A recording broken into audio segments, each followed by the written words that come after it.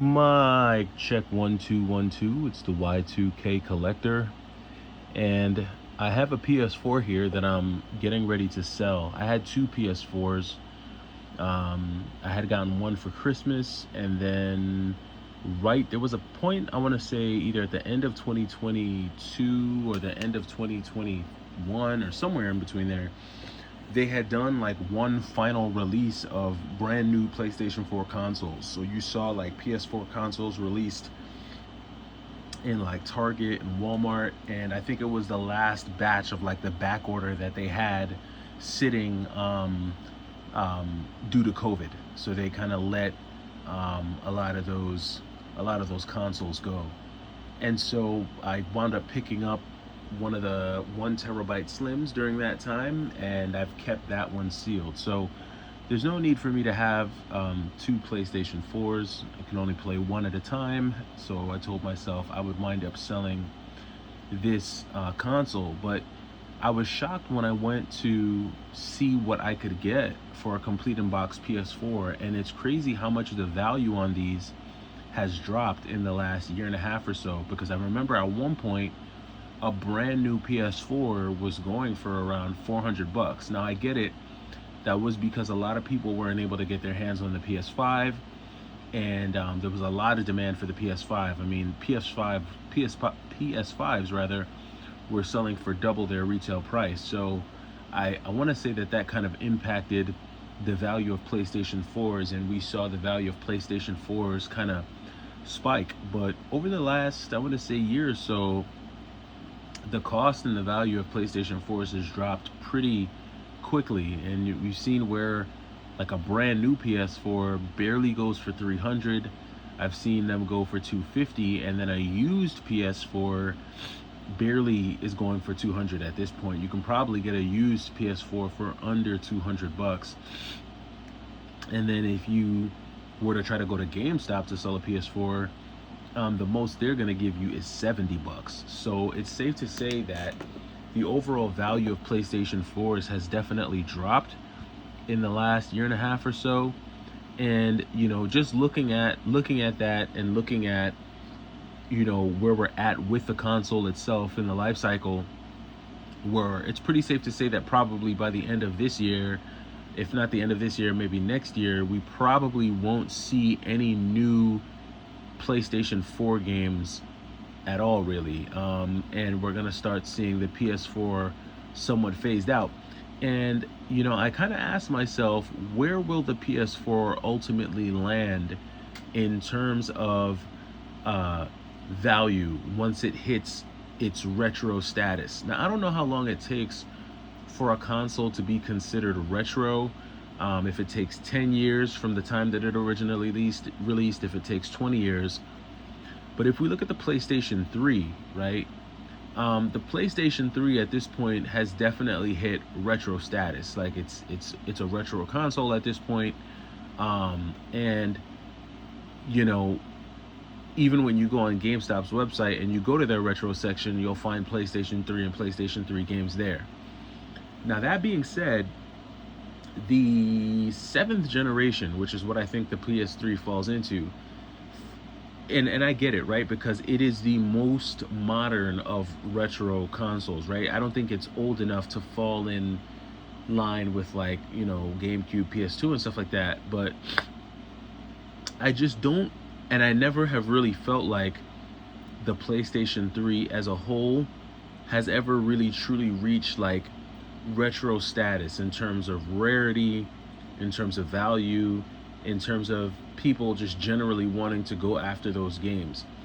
When you walk into a store and you see a PlayStation 2 game, even PlayStation 2 games will pique a retro gamer's interest almost regardless of what title it is, because it's like, wow, PS2. It's exciting to see a PlayStation 2 game in the wild because of how rarely you'll actually see a PlayStation 2 outside of going into a dedicated retro game store. So if you were to see a PlayStation 2 game at Walmart or at, GameStop, it's gonna catch your eye. Whereas like with a PlayStation 3 game, if you see a PS3 game in a thrift store, if you see a PS3 game at GameStop, it's still kind of normal, I think, for most people. We're still kind of used to seeing them on the shelves. And I don't really know how long it's going to take for PS3 to even hit PS2 status, let alone PlayStation 1. And so, with us being that far removed from the PS3 generation, and now the PS4 actually hitting its, getting towards its retro status, well, I guess it'll still be a few years, maybe another 3 or 4 years before PS4 starts to really get into that retro status.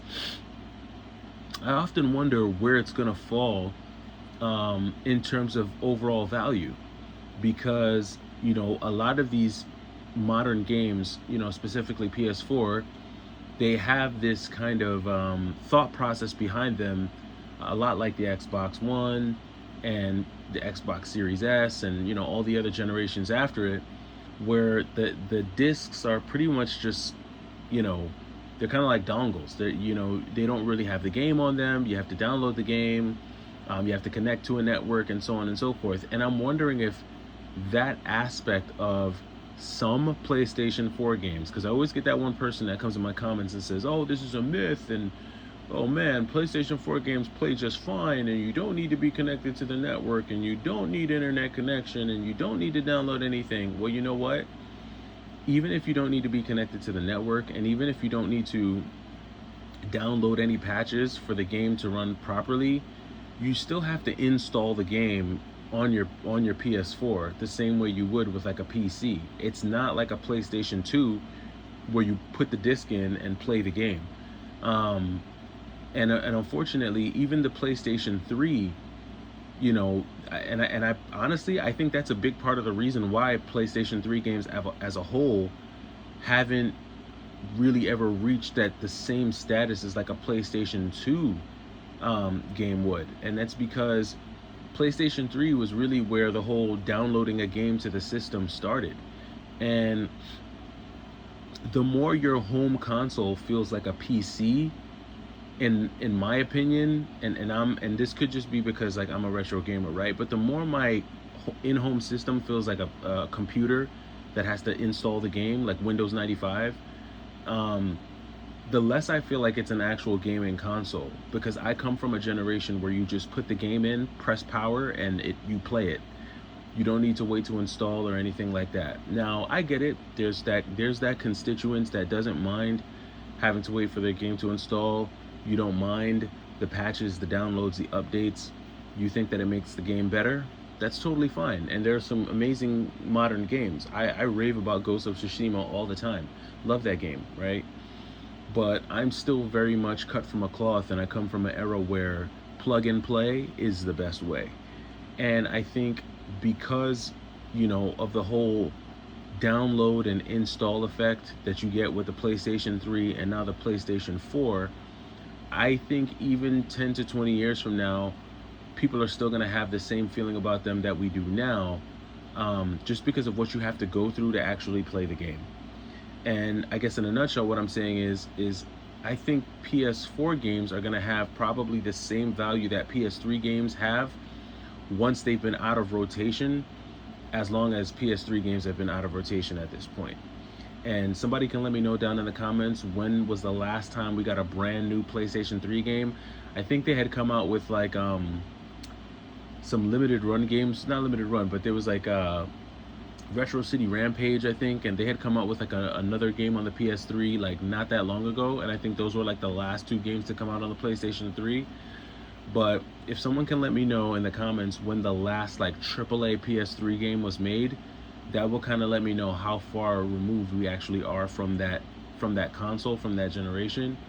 And then we can kind of start to get a gauge of like how long it's been and how long we think it'll take before PS4 games hit that retro status. And then when they do, will they matter? Will they even matter as much as PlayStation 2 games? Because I still think with as many games as were released on the PlayStation 2, there are a ton of PlayStation 2 games that have held their value and are still highly sought after to this day.